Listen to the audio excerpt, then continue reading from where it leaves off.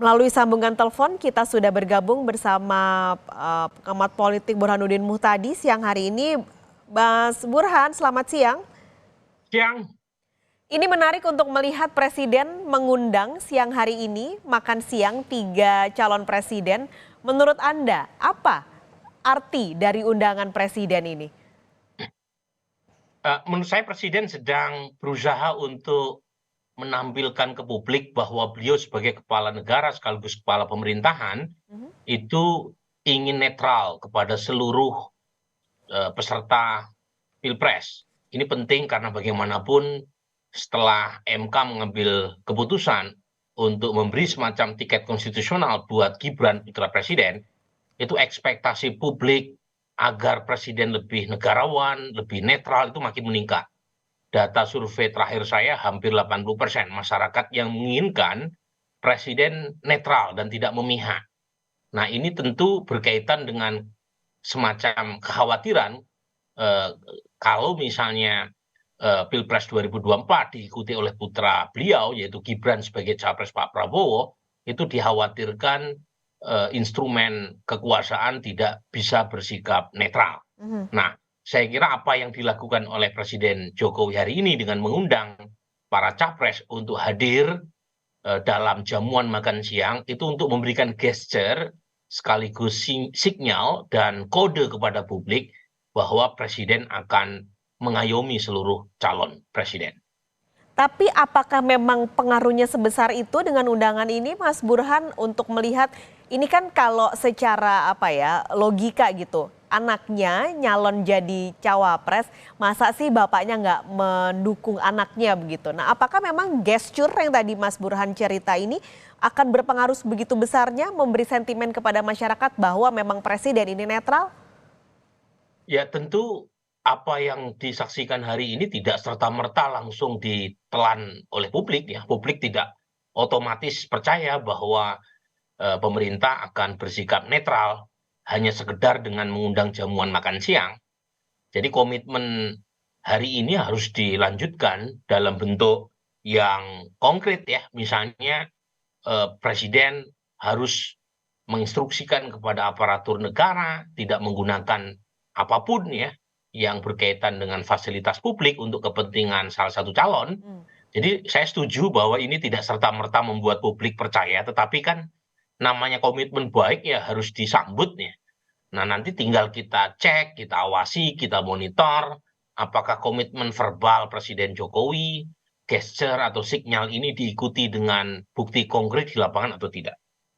Oke, ini juga sebenarnya terjadi ketika partai dari presiden yaitu PDI Perjuangan sedang banyak saya kasih tanda kutip di sini Mas Burhan, menyerang presiden dengan berbagai langkah begitu. Ada yang bilang presiden meminta 3 periode, lalu juga sekarang mengarah juga ke Gibran.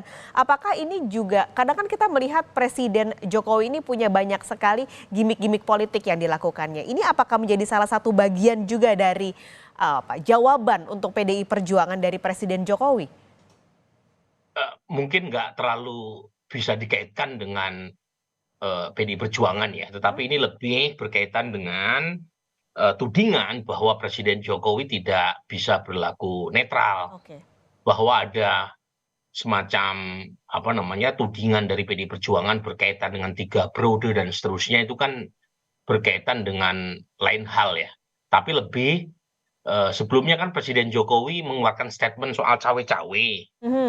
Nah, meskipun Pak Jokowi mengatakan cawe-cawe itu konteksnya adalah ingin memberikan pengaruh agar keberlanjutan kepemimpinan nasional itu bisa mengarah pada komitmen menghadirkan Indonesia Maju 2045, tetapi statement cawe-cawe itu kan kemudian dikaitkan dengan munculnya Gibran sebagai cawapres Pak Prabowo. Jadi kemudian publik mempertanyakan apakah ini yang dimaksud dengan cawe-cawe ketika ujung dari statement itu ternyata memunculkan putra beliau sebagai salah satu peserta pemilu 2024. Nah, saat yang sama, saat itu kan muncul juga tudingan terutama dari kubu Anies bahwa Presiden Jokowi lebih menganak emaskan Pak Prabowo dengan Ganjar Pranowo kan. Nah, kemudian Anies tidak pernah tampil secara publik bersama presiden. Presiden sendiri punya alasan karena Anies sudah tidak lagi jadi gubernur. Ya. Sementara Pak Prabowo menterinya, kemudian Mas Ganjar masih menjadi gubernur Jawa Tengah sampai beberapa waktu lalu, sementara Mas Anies lebih duluan ya, harus menyelesaikan masa jabatannya. Nah, setelah ditetapkan oleh atau setelah KPU menerima pendaftaran ketiga capres, jadi Presiden Jokowi sebagai kepala negara kan merasa perlu untuk mengundang tiga-tiganya. Mhm. Kalau sebelumnya kan nggak ada pintu masuk untuk mengundang ketiganya apa? Lawong Ganjar dan Anies Baswedan sudah tidak lagi menjadi kepala daerah. Sementara Pak Prabowo mungkin karena statusnya sebagai anak buah Presiden Jokowi, ya dalam banyak hal seringkali berjumpa dalam kegiatan. Nah, kali ini ada alasan untuk mengundang ketiganya secara formal karena ketiganya sudah didaftarkan ke KPU. Mhm. Bertemu dengan ekspektasi publik agar presiden lebih netral sekaligus bersamaan dengan kekhawatiran publik supaya presiden jangan memberikan dukungan kepada salah satu calon. Nah, gesternya diwujudkan dengan mengundang tiga calon. Jadi nggak ada kaitan langsung dengan PDI Perjuangan.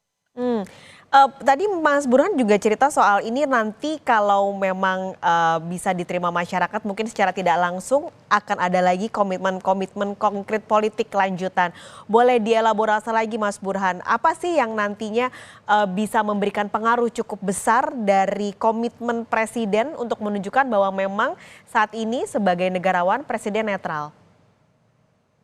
Ya, menurut saya presiden harus menindaklanjuti pertemuan sekarang kepada seluruh aparat pemerintah Mhm. agar netral, tidak memberikan privilege tertentu kepada salah satu calon.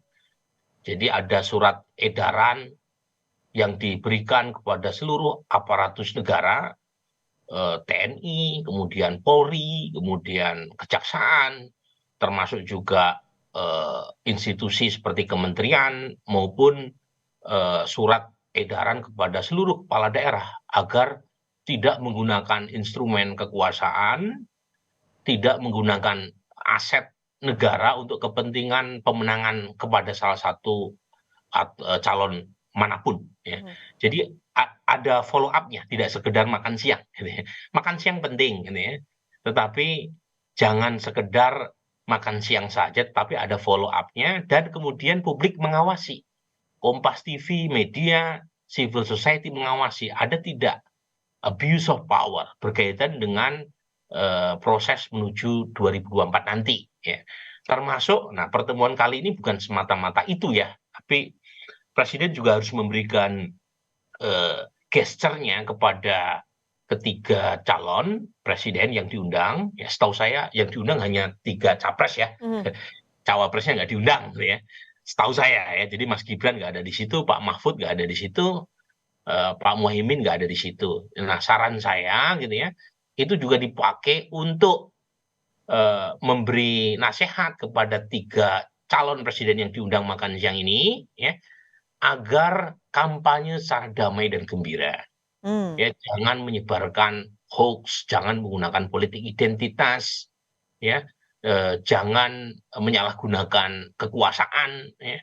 Ini penting ini karena situasi dunia sedang tidak baik-baik saja, ya, geopolitik sedang memanas di banyak tempat di Timur Tengah, kemudian di Rusia dan Ukraina, kemudian memanasnya perang dagang antara Amerika dan China. Ya.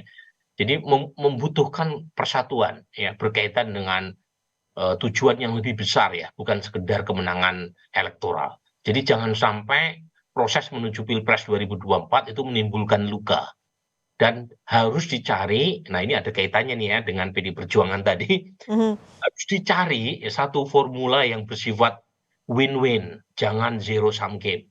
Mmm. Ya, karena terus terang saya harap-harap cemas ya, sangat khawatir melihat perkembangan perseteruan antara PD Perjuangan dengan Istana yang menuju pada indikasi yang kurang positif.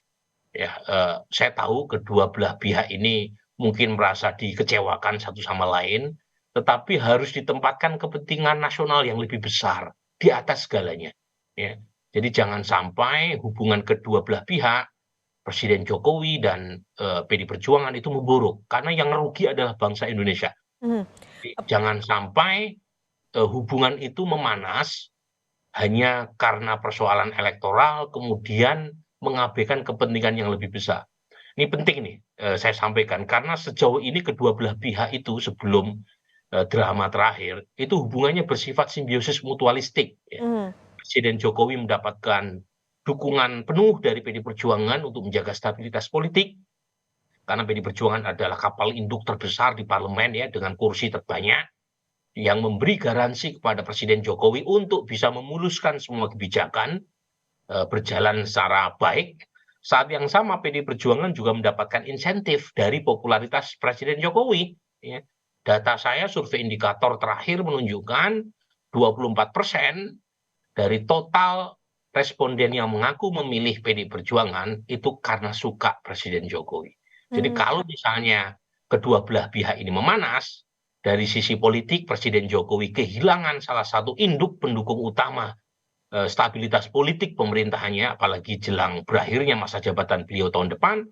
Dan saat yang sama PDI Perjuangan juga kehilangan 6%-an suara dari kantong basis pendukung Pak Jokowi menjelang pemilu legislatif dan Pilpres 2024. Jadi yang dirugikan bukan hanya Pak Jokowi, Mhm. PDI Perjuangan, tapi yang paling penting bangsa Indonesia. Oke, ini apakah kekhawatiran Mas Burhan soal zero sum game yang mungkin tidak berharap sampai di sana akan terjadi karena pertikaian politik ini akan mengganggu kedamaian dan kehangatan yang ditunjukkan dari makan bersama presiden bersama tiga bakal capres ini, Mas Burhan? Masalahnya kan bukan hanya Presiden Jokowi dengan Mas Ganjar atau Pak Prabowo atau Mas Anies ya, Mhm. tetapi ketiga calon ini kan mewakili kekuatan politik besar di belakangnya. Jadi kalau mungkin Mas Ganjar bisa menerima itu ya, pilihan Mas Gibran jadi cawapres Pak Prabowo, kemudian Mas Anies juga mungkin bisa menerima pilihan politik pribadi keluarga Presiden Jokowi. Tapi kalau misalnya PD Perjuangan tidak menerima kan repot. Hmm. Ya. Jadi poin saya itu bukan Mas Ganjarnya secara pribadi ya, tetapi institusi-institusi politik besar di belakang beliau, termasuk juga di belakang Pak Prabowo maupun Mas Anies. Jadi poin saya itu indikasi belakangan yang memanas ya, itu jangan sampai membuat kita kehilangan eh, kesadaran pentingnya ya, kita sebagai anak bangsa untuk mengarungi tantangan dunia yang tidak mudah ya. Mhm. Jadi saya sebagai political analyst seringkali diundang dalam forum-forum bisnis community ya. Saya seringkali tahu gitu ya dari tangan pertama betapa tantangan ekonomi global sedang tidak mudah ya. Hmm. Jadi mulai dari pelambatan ekonomi global yang tentu punya dampak terhadap ekonomi tanah air kita ya. Harga energi dan sumber daya alam juga menurun ya. Kemudian juga inflasi yang tinggi ya. Kemudian pelambatan penguatan dolar yang menyebabkan nilai tukar mata uang kita melemah ya, itu membutuhkan persatuan ya. Jadi di saat ketidakpastian ekonomi global semacam ini, kalau diikuti oleh ketidakpastian tinggi di sektor politik domestik, apalagi diikuti dengan instabilitas politik yang mengancam keamanan nasional, itu tentu kabar buruk ya buat kita ya, untuk bisa melalui segala tekanan yang sedang tidak mudah ini gitu. Oke, kami juga tampilkan gambarnya di layar kaca, Mas Burhan. Ini kami mendapatkan sedikit gambar di dalam ruang makan Presiden bersama ketiga bakal capres yang sedang menyantap makan siang. Tampaknya juga lauknya sederhana saja, makanan rumahan yang dibuat dan disajikan untuk tiga bakal capres yang diundang pada hari ini. Keempatnya menggunakan batik. Lalu juga sama-sama menyantap makan siang bersama di meja bulat pada siang hari ini. Ini kalau tadi Mas Burhan juga sempat menyatakan ini yang diundang capresnya saja. Menurut Mas Burhan perlu nggak sih nanti bakal calon wakil presidennya juga diundang untuk makan siang bersama? Menurut saya perlu ya, tetapi Hmm. mungkin dalam suasana yang lebih formal ya. Kalau sekarang kan kelihatannya suasananya lebih informal. Makan siang, ngobrol-ngobrol, bagus ya untuk memberi sinyal kepada publik bahwa elit di atas itu meskipun berbeda program, berbeda visi, berbeda afiliasi politik itu masih bisa tertawa dan menikmati hidangan siang. Mhm. Nah, memang saya bisa mengerti kenapa cawapres tidak diundang, karena kan ada Mas Gibran kan, yang lepas dari segalanya putra presiden. Iya. Nah, nanti mungkin menimbulkan kecanggungan, apalagi itu kan kursinya juga terbatas gitu ya. Kalau ada 3 cawapres nanti dempet-dempetan itu ya, dempet-dempetan itu. Mungkin lain waktu, tetapi menurut saya sekarang memang yang krusial presiden bersama para capresnya dulu ya, nanti diharapkan bisa diikuti oleh kegiatan berikutnya dan mungkin KPU yang bisa, apa namanya, bisa memfasilitasi dan Hmm. presiden diundang juga. Kita tahu presiden bukan kontestan pemilu, tetapi lagi-lagi dalam suasana yang bermuram durja ya, di tengah ketidakpastian global yang begitu tinggi, satu gesture rekonsiliatif, perdamaian dan kesejukan semacam ini, itu bagus ya untuk dilihat oleh publik. Jadi saya mendukung sekali meskipun lagi-lagi catatan penting saya yang Mhm. saya sampaikan tadi tidak berubah ya, bahwa gesture ini jangan hanya berhenti di makan siang, Iya. jangan hanya gimmick gitu ya, jangan hanya jangan sekedar memberi hiburan tetapi tanpa follow up ya, tetapi harus ada follow up yang kira-kira Presiden Jokowi memberi komitmen yang harus kita tagih bahwa beliau sebagai kepala negara, sebagai kepala pemerintahan harus netral, harus menjadi negarawan ya. Mhm. Nah, terus terang ini buat Presiden Jokowi juga menguntungkan kalau dicap netral dan negarawan. Jadi bukan hanya kita yang merasa diuntungkan, tetapi Presiden Jokowi citranya juga akan positif kalau tidak memihak kepada salah satu calon. Ini penting nih ya, karena seringkali kan kritik belakangan Presiden Jokowi suka dibanding-bandingkan ya. Misalnya PDI Perjuangan membandingkan Presiden Jokowi dengan Ibu Mega ketika menjadi presiden di tahun 2004 ya, beliau maju melawan Pak SBY dan elit PDI Perjuangan mengatakan bahwa Ibu Mega saat itu sebagai petahana beliau mampu bersikap netral Mhm. dan tidak menggunakan instrumen kekuasaan. Ya, meskipun akhirnya Ibu Mega kalah ya melawan Pak SBY 2004. Tapi poin atau lesson learn-nya yang disampaikan oleh elit PDI Perjuangan Oke. ada kekhawatiran kalau misalnya Presiden Jokowi tidak netral.